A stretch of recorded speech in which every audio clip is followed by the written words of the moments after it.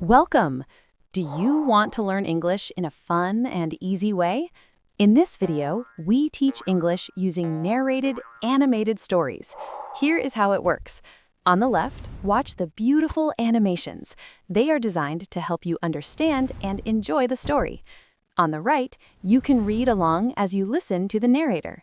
When we reach a difficult word, don't worry. A box will appear at the bottom with a simple definition and an example to help you learn. Let's get started.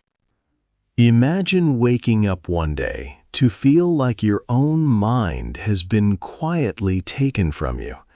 It happened without your permission. The tool that did it is likely in your pocket right now. Think about a crowded train during the evening commute. A decade ago, most people would have looked at newspapers or paper books, or they would have simply gazed out the window. Today, this same train car is a sea of illuminated faces. Thumbs flick upward in a steady, hypnotic rhythm. But look closer, and you might notice something new. There are a few people holding phones that do not light up in the same bright way. You might see a simple flip phone here, or a basic dumb phone there. Someone might even be reading a real book, their phone deliberately zipped into a bag. This small but growing number of people has decided they want less from the device that promised them everything. This visible change is part of a much larger cultural shift. It has been building for almost 10 years. It is now meeting new worries about artificial intelligence, how phones affect young people's mental health, and the very way we pay attention. This shift has an unglamorous name: digital minimalism. This means choosing to use technology in a more thoughtful and focused way. It has no main office, no membership card, and no single leader. Yet it has started a hidden movement.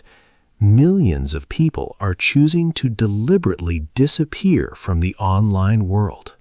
They want to escape the constant noise and calls for their attention. This book will try to make sense of this movement. We will explore where the idea came from.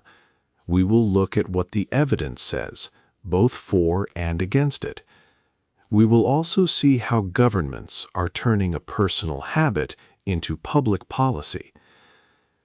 As artificial intelligence begins to reshape our devices yet again, the question of how much technology is enough has never felt more urgent.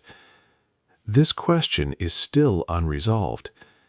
The decision to log off might no longer be just a trend.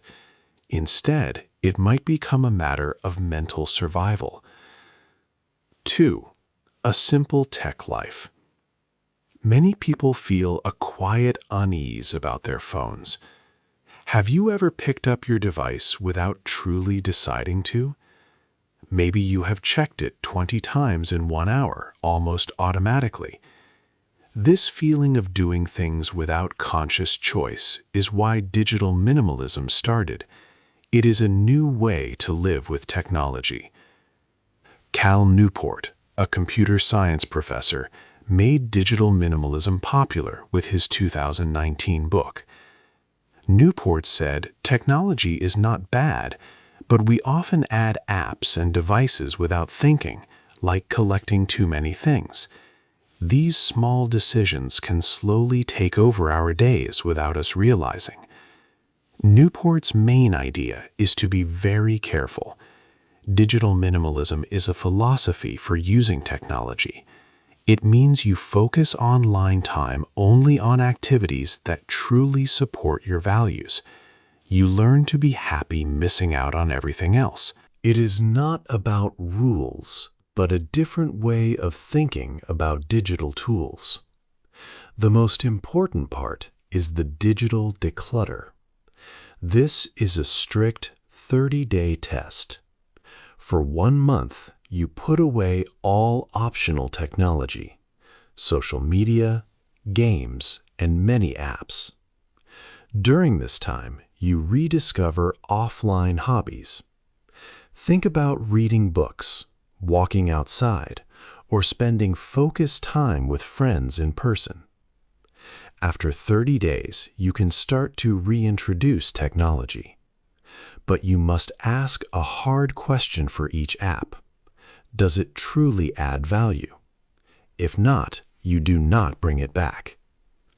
This intense period helps rewire your brain's dependence on digital validation.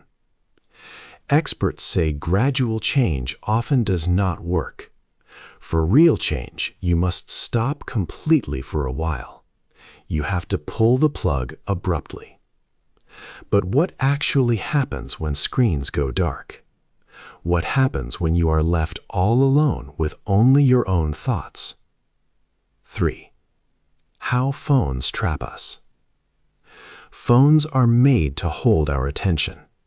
A whole area of study, called persuasive technology or the attention economy, focuses on creating products that make us form habits. Tristan Harris, a former Google employee, is an important voice. He believed tech companies had a big responsibility not to consume too much human attention. Harris later started the Center for Humane Technology. His ideas helped define terms like attention economy and persuasive design. Apps keep us hooked with known methods. Features like endless scrolling, autoplay videos, and small red alert icons are not simple choices. Designers test these to keep you longer. They use a special trick of the human brain. Our brains like rewards that come at unexpected times more than regular rewards. This idea was first shown in pigeon experiments decades ago. The like button and the pull to refresh action work similarly. Refreshing a feed is like playing a slot machine. You hope to see something new, so you keep checking. This creates a need to check often. App designers actively use these psychological vulnerabilities to keep your eyes on the screen. Gloria Mark studied how long people focus on one screen. In the early 2000s, people focused for over 2 minutes. Now it is under 1 minute. About half of these pauses are self-chosen, not due to alerts. So habits play a role. Tech companies have recently added tools to help. Apple and Google offer screen time or digital well-being. These let users track and limit phone use.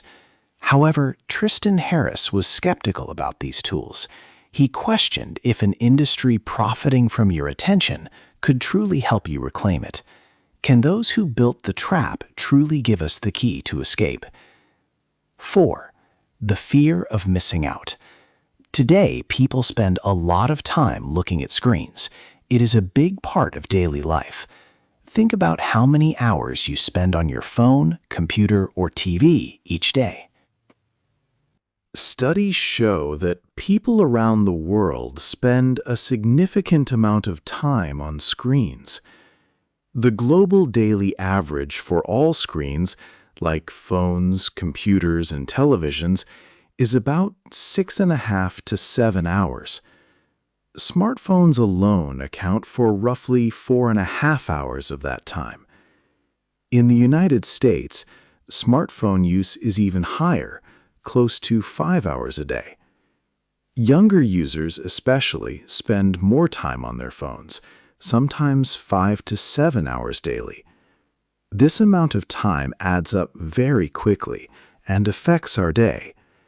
It is not just about how long we use our phones, but also how often. The average person picks up their phone many times each day.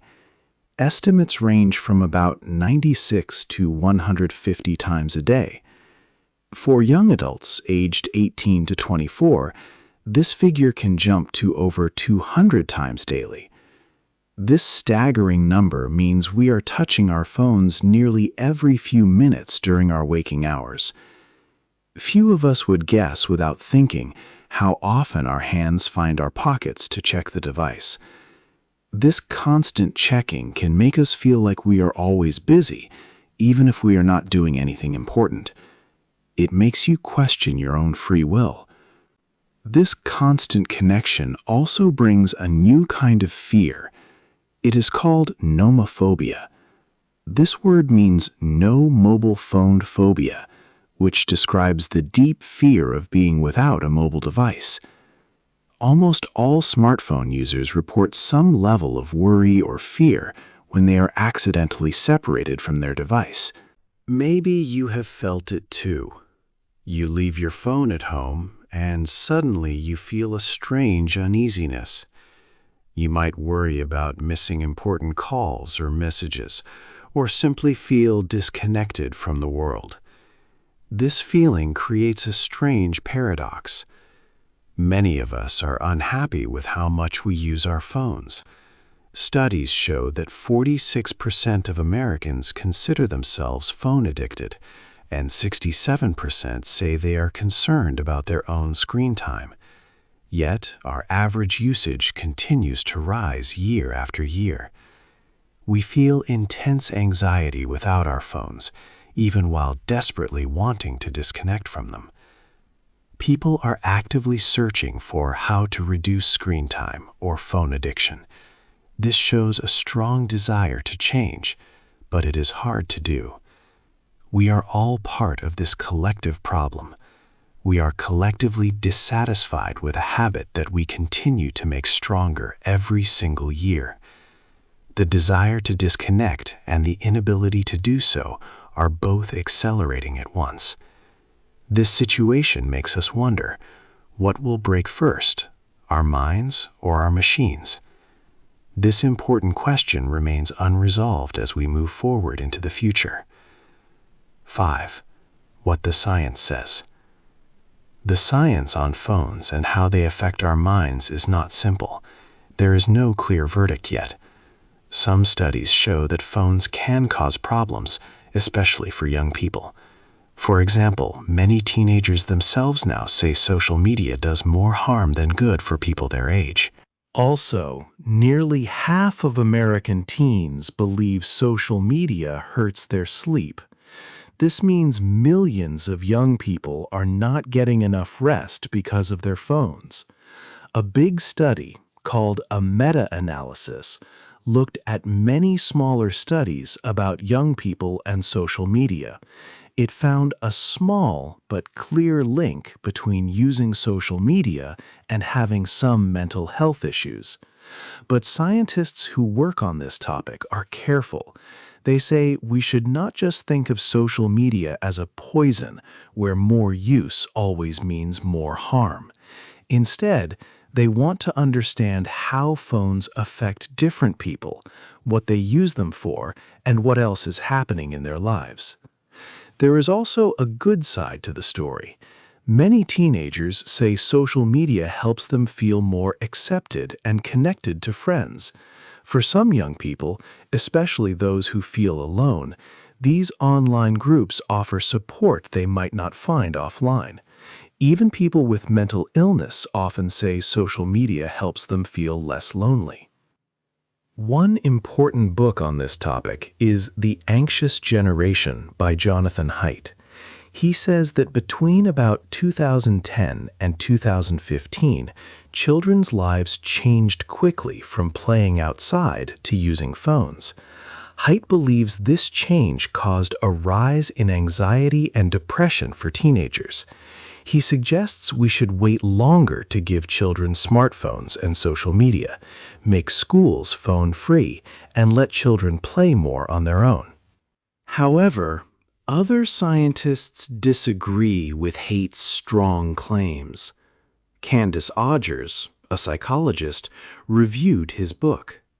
She said that most empirical research, meaning studies based on real facts and tests, does not show a large negative effect of social media on mental health. She also thought that sometimes sad teenagers might use social media more because they are already struggling, not that social media makes them sad. This is called reverse causation.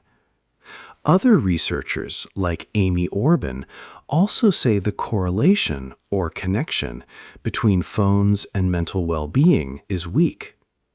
Jonathan Haidt still defends his ideas. He says he has found strong proof, not just simple links. He also points to how problems appeared at the same time in many countries when smartphones became popular. Even with all the arguments, many agree that the information or data on this topic is not clear. It is messy. What should we think?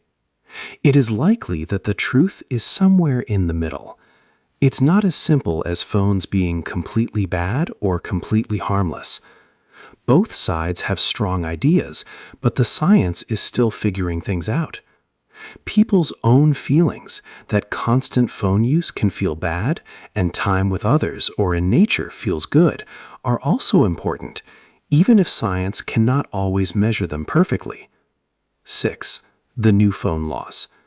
Chapter 6 looks at how phone use is becoming a matter of public policy, not just personal choice. Governments around the world are starting to make laws about how people use their phones and digital devices. This shows a big move from individual decisions to wider community rules. One important change happened in Australia. In late 2025, Australia passed a law that said anyone under 16 years old cannot have an account on major social media platforms. This includes big sites like Facebook, Instagram, TikTok, and YouTube. If large corporations do not take reasonable steps to enforce this rule, they can face very big fines, up to almost 50 million Australian dollars. In the first month after the ban, platforms reported removing about 4.7 million accounts for young Australians. This means more than 2 accounts for every Australian aged 10 to 16 years old. Other countries are now studying Australia's example very closely. Within 2 months of Australia's law taking effect, France and Spain started their own new legislation to stop minors from using social media. The United Kingdom also began a public discussion about making a similar ban. In the United States, a bipartisan bill called the Kids Off Social Media Act was introduced in the Senate. French President Emmanuel Macron spoke clearly about the need to protect children's growing minds from apps designed to keep them constantly engaged. For adults, another kind of law is becoming popular around the world: the right to disconnect. France was the first country to create this concept in 2017. It means that companies of a certain size must negotiate formal policies. These policies protect employees from being expected to respond to work communications outside their normal working hours. This law gives people the right to turn off work notifications and messages after their workday ends without fear of punishment. Belgium, Ireland, Italy, Germany, and more recently Australia have also started similar laws or principles. The idea is also being talked about in legislative debates in India, Slovenia, and several U.S. states like California and New Jersey. However, as of now, no American state has passed such a law. These new laws show a big change. What were once personal choices about technology are now, in many countries, becoming matters of law. There is often a tension between a person's individual freedom and the government's role in protecting everyone in society. As politicians rush to make more rules about devices across the globe, a massive legal and cultural war is starting. This war is about who truly controls our attention and our digital lives. 7. Buying old phones. Young people, especially Generation Z, are now buying old phones called dumb phones. These basic phones only make calls and send texts without apps or internet. Sales of these simple devices have risen greatly. For young adults aged 18 to 24, brick phone sales grew about 148% from 2021 to 2024. Meanwhile, smartphone use in this group slightly declined. Many Gen Z members, 46%, report trying to reduce screen time by limiting apps or switching screens to black and white. Why the interest? Part is their look. Flip phones photograph well and evoke a simpler, pre-smartphone era many young buyers never knew. These phones also signal a choice for less connection. Initial switch-off can feel like a small withdrawal, but relief often follows. People rediscover hobbies like reading. Most don't completely abandon smartphones. They keep one for essential tasks, maps, payments, banking, but remove social media and game apps. This hybrid approach helps control phone use. However, some argue digital minimalism is a luxury. Only richer people can truly choose less technology. Many jobs demand constant online presence. If work needs quick email replies or social media client finding, logging off isn't an option. Freelancers or small business owners rely on continuous online presence. A phone break could mean losing work. This digital privilege means securely employed people can disconnect, while those building careers cannot. There's an ironic twist. Living simply with less tech has become popular online. People post clean desk photos and digital detox videos. But sharing their disconnected life still uses the internet and gains attention, creating new content. The very thing they fight against, constant online engagement, becomes part of their quiet rebellion. This leads to a final question.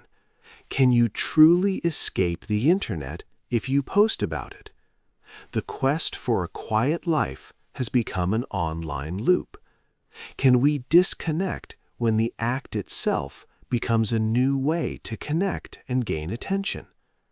This movement raises questions about who benefits from stepping away digitally, and if it's a choice for everyone or just a new social status.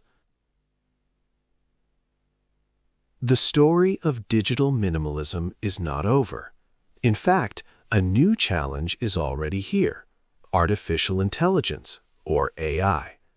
Before, phones just showed us many things to see. Now, AI can talk to us. These new AI assistants do not just distract us, they can become like a constantly affirming best friend. They are always patient and always agree. This makes the connection to our devices even stronger. Experts are thinking about how this will change us. Will AI make our social expectations different? Will we expect humans to be as patient as AI? This is a new problem, different from just scrolling through social media. It is about how deeply technology can become a part of our minds. In workplaces, AI tools are also changing things. They promise to save time, but they might also bring more messages and decisions. If digital minimalism was about saying no to many apps, AI might either help by putting everything in one place, or it might just add more things to deal with. This consequential question, whether AI will simplify or complicate our digital lives, is something we are still waiting to see. This whole journey has shown us an unfinished rebellion. Millions of people want to use technology less. They want to be more intentional with their time. But the push from new technology, like AI, makes this harder. We are always pulled to look at our screens. Every day we have limited hours. These hours are precious. When a phone vibrates or a screen lights up, it is a test. It tests our free will. Do we choose to pick it up, or do we choose something else? The idea of digital minimalism asks us to choose wisely. It asks us to think about what truly matters to us. We must remember that time spent is time gone forever. We should decide what our attention is spent on, not let an app or an algorithm decide for us. The choice is always ours. What do you think will be the biggest challenge for people trying to live intentionally in a world with more AI? Hey there! Just a second before you go. If you learned something new today, please give this video a like, write your thoughts in the comments, and subscribe to the channel. It only takes a second, and it really, really helps to create even better English videos for you. Your support means the world,